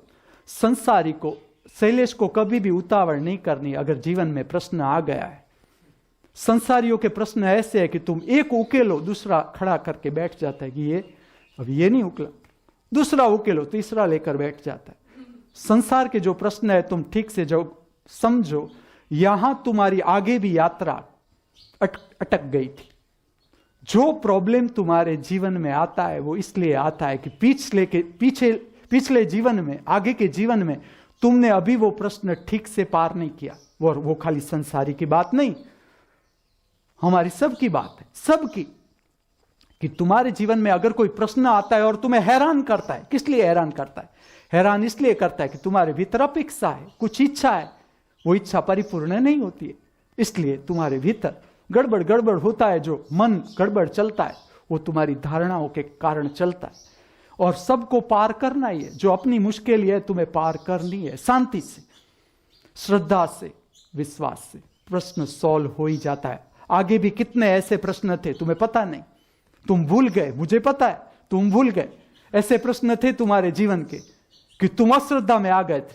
शैलेश को पता है, उसकी बदली, ट्रांसफर, तब वो एकदम उद्वेग में था, अभी नहीं हो रही है, अभी गुरु को छोड़ने ही वाला था कि इस गुरु से कुछ नहीं होगा, कुछ और गुरु चाहिए हमें, लाल बापू चाहिए कोई कि जो कुछ विधि करवा दे, नारियल यहां रखो, यहां से कंकु को यहां रखो, यहां स्वस्तिक,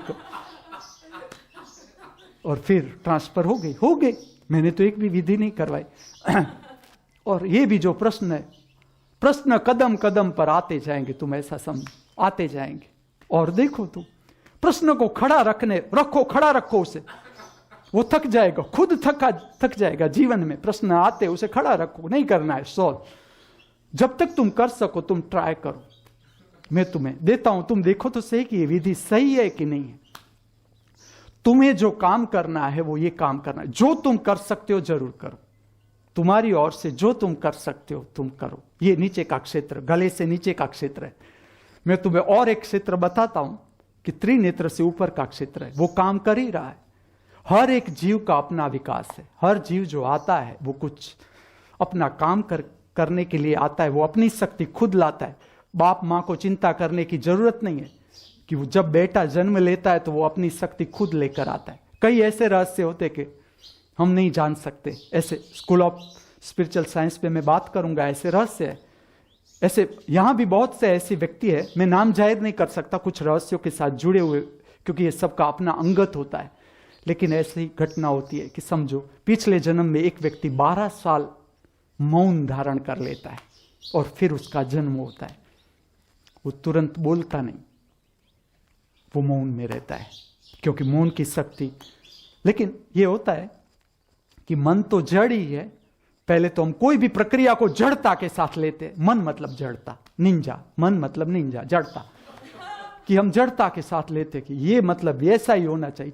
चक्की मतलब जड़ संपूर्ण, तो ये मन है कि जड़ता से लेते। बाहर से तुम मौन धारण कर लेते हो, बोलना नहीं, भीतर से बकबक चालू है, बाहर नहीं बोलना है। ये भी विधि है, कोई, मैं ऐसा नहीं कह रहा हूं कि ये कोई खराब विधि है, मैं तो खाली कहता हूं कि ऐसी एक विधि में उतरता है एक जीव, फिर उसकी मृत्यु हो जाती है, वो दूसरा जन्म लेता है, वो डायरेक्ट नहीं बोलेगा, उसको देर लगेगी, बोलने में देर लगेगी, समय लगेगा। यहाँ है हमारे पास ऐसे लोग हैं, ऐसी व्यक्तियां हैं यहाँ भी, कि जिसने पिछले ऐसे साधना की, मौन की, तो वो बोले नहीं, और जब उन्होंने बोलना शुरू किया पूरा गांव बंद हो गया। इतना बोलना, पहले मानता ली सबने, माँ ने मानता ली कि बेटा, मेरा बेटा बोलता ही नहीं, चलो मैं सरस्वती माँ तेरी मानता करती हूँ कि अगर ये मेरा बच्चा बोलना शुरू करेगा तो तू जो चाहेगी मैं तुझे दे दूंगी। बाद में जब ये 100 हो जाता है, फिर हम कटौती करते हैं, देने में लोभ करते कि ना, थोड़ा आप तो माँ हो, पराशक्ति हो, इतना मेरा धन का आप करोगे भी क्या। लेकिन ये होता है, और जब वो बोलना शुरू करता है, इतना बोलना शुरू करता है कि पूरा गांव कहता है कि हम मानता करने को तैयार है कि फिर से मौन धारण कर। लेकिन ऐसा हो सकता है कि पिछले शैलेश के घर ऐसा वैसे तो आत्मा आ नहीं सकती, खुद साधक है। हाँ, दूधी से डरता है, चाय न मिलने से डरता है, ये उसके डर है, लेकिन फिर भी साधक है, दिव्य आत्मा है, उसके साथ कोई, उसके पास ऐसी वैसी आत्मा नहीं आ सकती। और हर एक समस्या में धीरज रखनी है। जो ऊपर का क्षेत्र है, नीचे का क्षेत्र मतलब अधैर्य, हतार हतार, ऐसा होता है। अभी तो यूनिवर्सिटी हुई, अभी तो ये दिव्य साम्राज्य कब हो, ये मन, ये आत्मा नहीं। आत्मा तो तुम जाहिर कर दो कि दिव्य साम्राज्य, फिर हो तो हो, न हो तो तुम्हें क्या, लेकिन वो होता है अपने आप। ये रहस्यों की मैं बात करूंगा कि ऐसे महामृत्यु यूनिवर्सिटी जब नहीं पैदा हुई थी, लोग मुझे पूछते थे है कहां, मैंने कहा वो तो मुझे मेरी हर बुक के ऊपर मैं लिख देता था, महामृत्यु यूनिवर्सिटी। मैं तुम्हें भी वो खेल सिखाऊंगा, देखो, एक को भी जाने नहीं दूंगा मैं। और इतने मनुष्य इस पृथ्वी पर, हम क्या बना सकते हैं पृथ्वी को, कितना ऊर्जावान क्षेत्र बना सकते हैं इस पृथ्वी को। तो जब हम भोजन करते हैं, शैलेश को पहले तो ये देखना है कि भोजन किस तरह से करता है, तो शांति से भोजन को लेना है। मैं तुम्हें पूछूंगा, तुम्हें शांति चाहिए या अशांति चाहिए? अगर तुम्हें अशांति चाहिए तो गोविंदा की तरह रोटी खा जाओ, और अगर तुम्हें शांति चाहिए तो चक्की की तरह शांति से खाओ, धीरे धीरे। अभी चक्की शांत नहीं हुई है भीतर से, लेकिन प्रयत्न कर रही है। लेकिन अच्छी बात है कि जो लोग शांति से भोजन ले रहे हैं, वो अच्छी बात है कि तुम शांति से कौर को चबाओ। तुम स्वाद लेना चाहते हो, भोजन देव है, तुम रिस्पेक्ट करो। देव का अर्थ है रिस्पेक्ट करना है, अपने भीतर जा रहा है, जिस भाव के साथ वो अंदर जा रहा है, ऐसा भाव तुम्हारे में एस्टैब्लिश कर देगा। तुम ऐसा समझो, आज तुम्हारे जीवन में जितने विचार है, जितने भाव है, वो विचार है, वो भाव है जो तुमने बेहोशी में खाया आज तक। जो भीतर तुम्हारे मक्खियां गणगणाती है, तुम आंख बंद करते हो, वो मक्खियां वो है।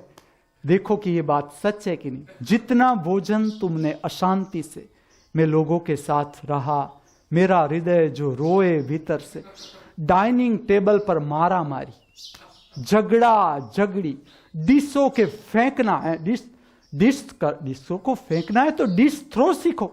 मैं खिलाड़ी था डिश थ्रो का, कि तुम आओ और तुम्हें बाहर फेंकना है, थोड़ा डाइनिंग टेबल पर डिश थ्रो करना। और यही ना समझी, पत्नी को पति समय दे ही नहीं रहा है, तो एक ही समय है कि जब वो डाइनिंग टेबल पर आता है, वो सांस की बात करती है, ननन की बात करती है, ऐसी ऐसी संसारिक बात। एक तो ऑफिस का टेंशन लेकर आया है पतिदेव, वो भी खाने नहीं देती ठीक से, इसलिए वो घर का खाना छोड़कर लारी पर चला जाता है, होटलों में चला जाता।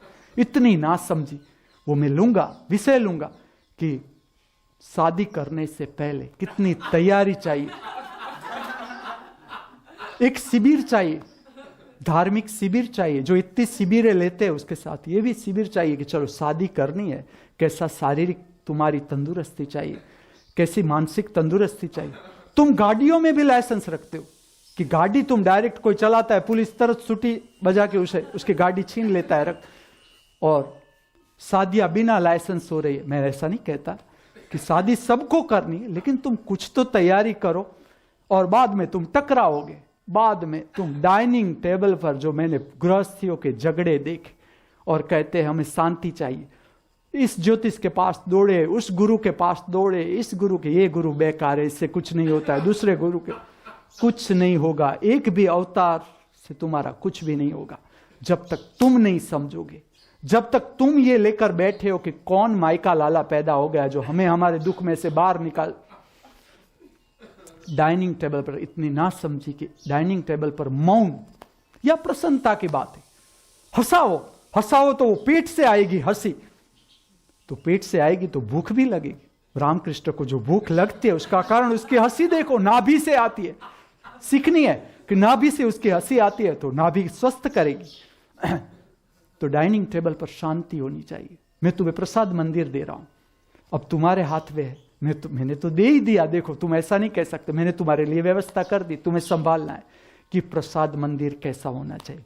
वो जिम्मेवारी है तुम्हारी। जो यहां रहते हैं परमानेंट, जो यहां रहते हैं इस क्षेत्र को संभालते हैं, खाली गुरु का रूम साफ करने के लिए बेचैनी नहीं होनी चाहिए। गुरु का काम खाली ऊपर नहीं है, गुरु का काम मुख्य नीचे है। यहां सब आएंगे, मेरे रूम में नहीं आएंगे। यहां आप जितना साफ सुथरा रखोगे प्रसाद मंदिर में, और प्रसाद मंदिर में ऐसा भी नहीं, हाँ ठीक है एक बार तुम कहोगे कोलाहल बहुत हो रहा है, हम शांति को धारण करें। क्योंकि ऐसा समझो आप कि जब मुझे ये देखना है, मुझे खाली मेरा नहीं देखना है, मुझे पास वाले का भी देखना है कि वो अगर शांति से खा रहा है, भोजन ले रहा है, तो उसके लिए तो कम से कम मैं शांति रखूं ही। और देखो अशांति पूरे जगत में है।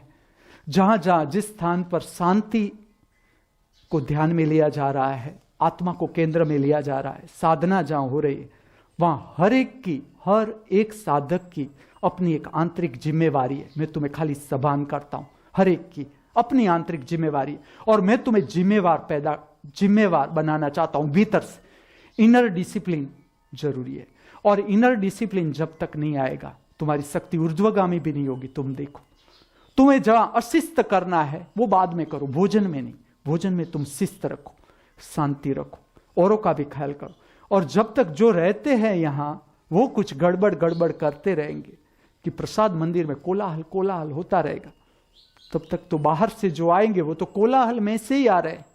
उसके तो हैबिट हो गई, आदत हो गई हमारी। आज भी तुम्हारी आदत मैं देखता हूं, अभी आदत गई नहीं तुम्हारी भीतर से।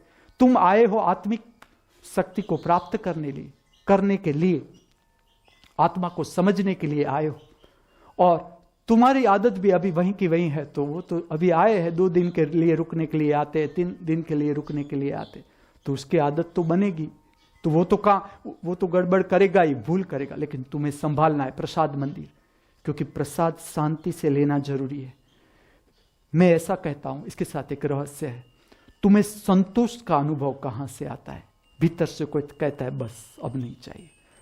सब में आता है, जैसे तुम बोलते हो उसमें भी आता है। मेरे भीतर से अपने आप कट ऑफ हो जाती है वाणी, अपने आप मुझे पता चलता है कि वो धीरे धीरे जो आ रहा था फ्लो पूरा हो गया। इसी तरह से जब तुम भोजन लेते हो, शांति से लेते हो, अपने भीतर से कोई कहता है बस तृप्त हो गया, भीतर सब भर गया। वो तृप्ति का अनुभव कहां से आता है? वो जो तृप्ति का अनुभव नीचे से नहीं आता, नीचे के चारों क्षेत्र से नहीं आ सकता वो अनुभव। जब तुम ठीक से भोजन लेते हो, तब ये जो तुम्हारे भीतर आदेश आता है कि बस अब नहीं डालना है, वो आदेश ऊपर से आता है। वो आदेश का केंद्र है शिव केंद्र, वहां से आता है आदेश कि बस अब नहीं लेना है। वो आदेश त्रिनेत्र से तुम्हारे भीतर प्रविष्ट होता है, भौतिक शरीर में प्रविष्ट होता है, और वो भौतिक शरीर को ना कहता है। जो भौतिक शरीर के साथ जो मन जुड़ा है उसको स्टॉप करता है कि बस ये बहुत बड़ी घटना है, लेकिन हम इससे अनजान है। संतोष आत्मा का लक्षण, और जो हमारे भीतर स्वयंभू प्रक्रियाएं संचालित हो रही है, स्वयंभू। चलो तुम्हारे भीतर नींद आ रही है, कहां से आ रही है नींद? तुम नींद में कहां चले जाते हो? अगर तुम्हें मृत्यु पर काम करना है, सबको करना है मृत्यु पर काम, मृत्यु को ऐसे नहीं आने देना है। मृत्यु से पहले मुझे महामृत्यु चाहिए मनुष्य के जीवन में। महामृत्यु का अर्थ है इच्छा का विसर्जन। इच्छा ही न रही, इतना भरपूर जियो। इच्छा क्यों है? इच्छा है कि जो है उसमें हम राजी नहीं। क्यों राजी नहीं? तुम भरते हो, तुमने भोजन खाया, फिर भी इच्छा क्यों रहती है?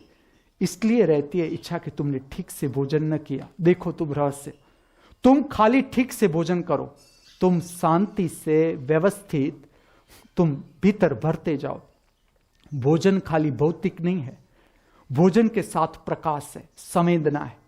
भोजन का कौर जब तुम चबाते हो मुंह में, भोजन जीवंत बनता है। पहले तो उसमें कोई जीवंतता नहीं है जब तुम्हारे मुंह के बाहर होता, लेकिन तुम जीवंत हो।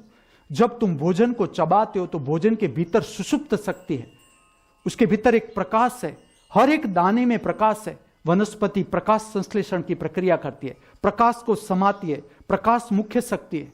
सूर्य का प्रकाश मुख्य शक्ति है, भोजन धारण करता है वो शक्ति, वो सूर्य की शक्ति है। जो तुम भोजन में से प्राप्त करते हो, जो वनस्पति में से तुम प्राप्त करते हो, वो सूर्य की शक्ति है। सूर्य मुख्य केंद्र है, शक्ति देने वाला। वो शक्ति फिर से जगती है तुम्हारे शरीर में, और जब वो शक्ति जगती है तुम्हारे भीतर में, तब ऊपर के क्षेत्र जो है, त्रिनेत्र है, वो भी प्रभावित हो जाता है। जैसे जैसे तुम भोजन को प्रसाद में बदलते जाओगे, या ऐसा समझो, जैसे जैसे भोजन तुम्हारे भीतर प्रसाद का रूप लेता जाएगा, तुम भोजन मुंह में डालोगे, कौर चबाना शुरू करोगे, उसके साथ त्रिनेत्र भी प्रभावित हो जाता है। उसके साथ ऊर्ध्वगामी शक्ति संपर्क करना शुरू करती है तुम्हारे भीतर।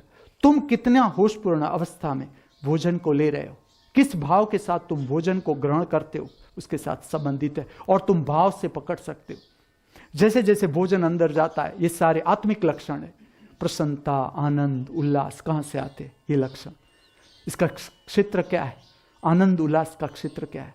आनंद उल्लास, प्रसन्नता, उदारता, प्रेम, निर्भयता, विश्वास, श्रद्धा, जो भीतर भरने का जो एक संतोष का भाव है, कहां से आता है?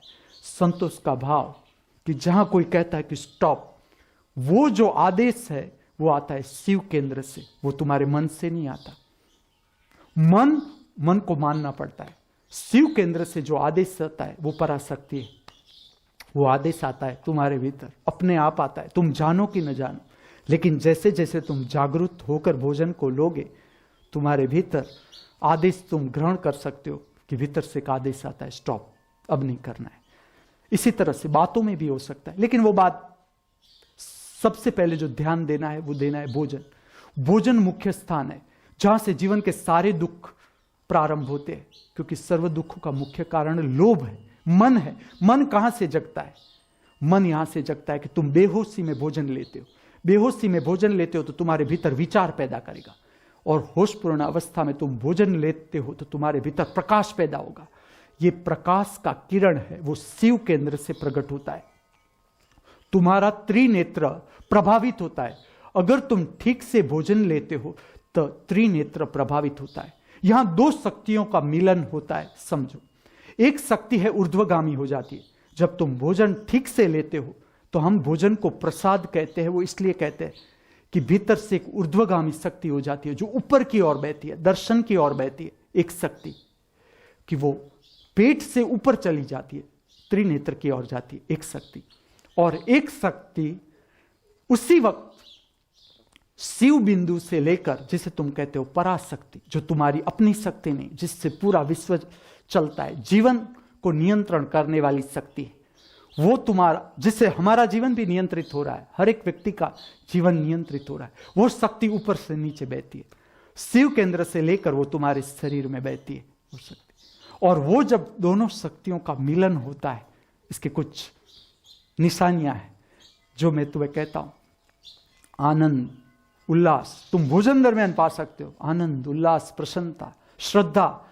तुम खाली ठीक से भोजन लेना शुरू करो और तुम देखो कि तुम्हारे भीतर श्रद्धा आने लगेगी। श्रद्धा कहां से आई? देखो, तुम प्रयोग करके देखो कि यह बात सच है कि नहीं। श्रद्धा जन्मेगी, मन बिखरेगा कि श्रद्धा जन्मेगी। मनुष्य अगर मुझे पूछे कि क्या जीवन का लक्ष्य है, तो मैं कहता हूं अंदर का अवकाश है, उस पर तुम साम्राज्य जमा लो, उसे तुम पूरा पालो। ये जीवन इसके लिए मिला है। अगर तुम बाहर के खेलों से थक गया, पूरा कर लिया, बाहर तुमने पूरा जान लिया, इंद्रियगत भोगों को तुमने पूरा भोग लिया, तो तुम तुम्हारे भीतर चले आओ, भीतर को जानो। अभी तुमने भीतर नहीं जाना, तुमने अभी खाली बाहर इंद्रियगत भोगों में ही तुम उलझे रहे। तुम भीतर आओ, तुम तुम्हारे करीब आओ। भोजन के साथ जो एक बात है कि खालीपन भी रखना है, लेकिन खालीपन मतलब भूखा रहना नहीं है, समझना इसे। भूख भूख लगे तुम्हें, भूख भूख उसका अर्थ है तुम्हारी शक्ति नाभि केंद्र के पास घूम रही है अभी, तो मन भी खाली भूख, बाहर से तुम डालोगे नहीं जड़तावश, लेकिन अंदर से शक्ति ऊर्ध्वगामी नहीं है, वो पेट के आसपास घूमती रहेगी। या बहुत डाल दोगे पेट में तो भी पेट के आसपास घूमेगी, दोनों डाइजेशन में चली जाएगी बहुत सी शक्ति। या तो हम पूरा भूखे रखते हैं तो भी शरीर को खा जाता है, शरीर को ही खा जाता है। शरीर को भूख लगती है तो उसे भोजन चाहिए, और अगर वो भोजन नहीं मिलेगा तो शरीर को खाएगा। और अगर तुम जितना जरूरी है उससे ज्यादा डालोगे तो तुम्हारी शक्ति तुम एंगेज कर दोगे पेट में, वो पेट में ही चली जाएगी। तुम्हारा जो समय था कि जिसमें तुम शरीर की शक्ति को ऊपर ले जा सकते हो, वो पूरा समय तुम्हारा खाली पेट की व्यवस्था को संभालने में ही चला गया, शक्ति पूरी वहां चली गई। जो मैं कहता हूं स्पेस चाहिए, भोजन भी करो, लेकिन ये विधायत्मक स्पेस की मैं बात कर रहा हूं, भीतर की विधायत्मक स्पेस है। दो तरह की जगह है। अगर तुम निराश आदमी को मिलोगे, उसके साथ रहोगे, तो वो कहेगा कि भीतर कुछ है ही नहीं, मतलब खालीपन, भीतर कुछ है ही नहीं।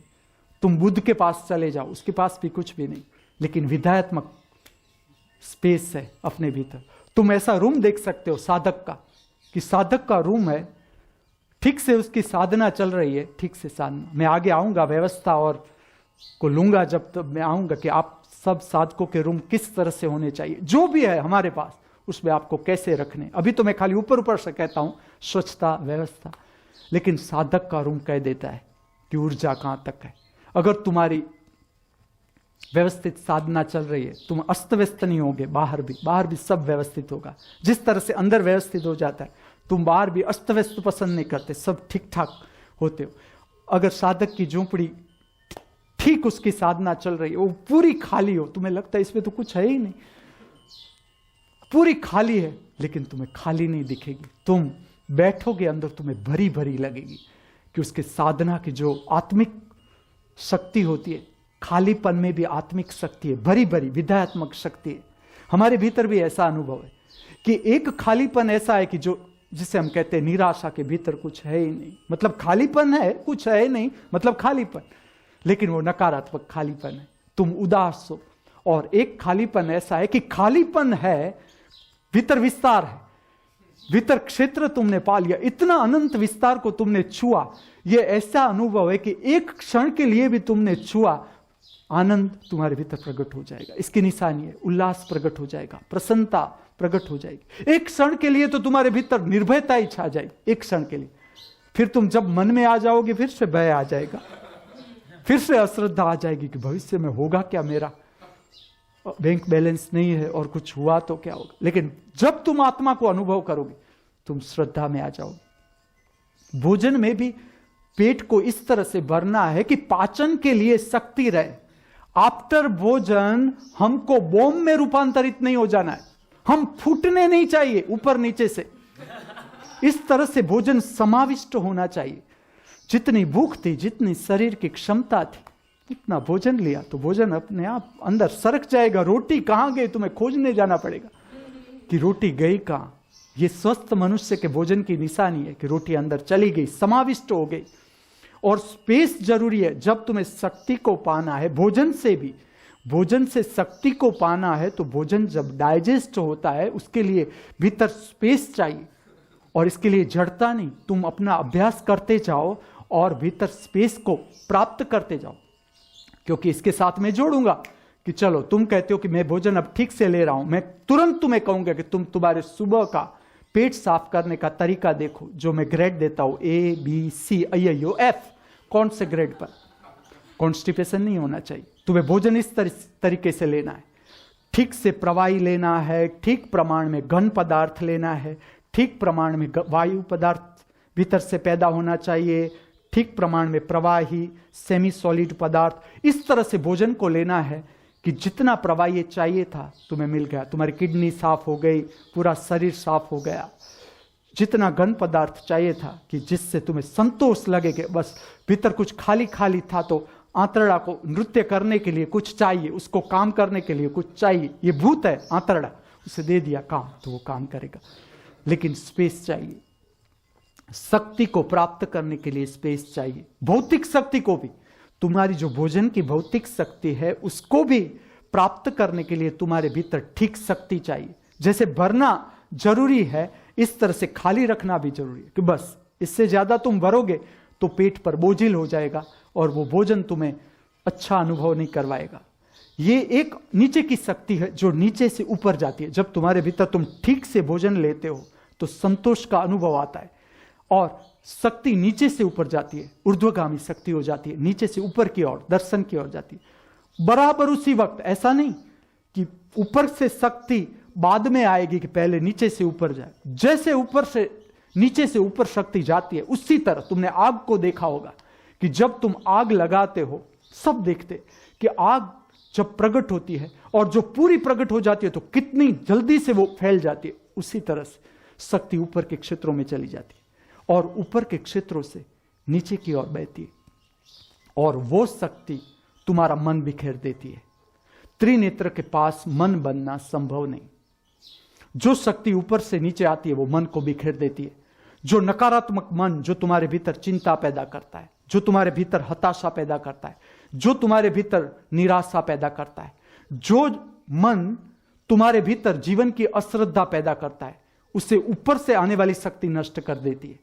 वो जो सारे राक्षस है, उसे भीतर की शक्ति को तुम कालिका कहो तो कालिका, वो बिना तलवार के नष्ट करती है। वो कोई डराती नहीं, वो खाली प्रकट हुई कि तुम्हारे भीतर के राक्षस नष्ट हो जाते, कि जो तुम्हें तड़पा रहे, जो तुम्हें संताप दे रहे, वो सारे के सारे राक्षस नष्ट हो जाते। और जिसे स्वास्थ्य प्राप्त करना है उसे खास ध्यान देना है ऊपर के क्षेत्र पर भी, कि ऊपर के क्षेत्र से जो प्राप्त होती है शक्ति, वो किस तरह से प्राप्त की जा सके, ठीक से प्राप्त की जा सके और उसका असर के नीचे नीचे का शरीर आना चाहिए। जो स्वयंभू शक्ति है, जो स्वयंभू जीवन है तुम्हारे भीतर, खाली ऊपरी ऊपरी जीवन नहीं है, तुम्हारे भीतर स्वयंभू जीवन का जो अनुभव है वो प्रकट होना चाहिए। उसका अनुभव तुम रोज करने चाहिए ताकि तुम्हारे भीतर श्रद्धा जन्मे, तुम्हारे भीतर विश्वास जन्मे, तुम परम स्वास्थ्य का अनुभव कर सको। और परम स्वास्थ्य का अनुभव तुमसे कोई दूर नहीं हो सकता।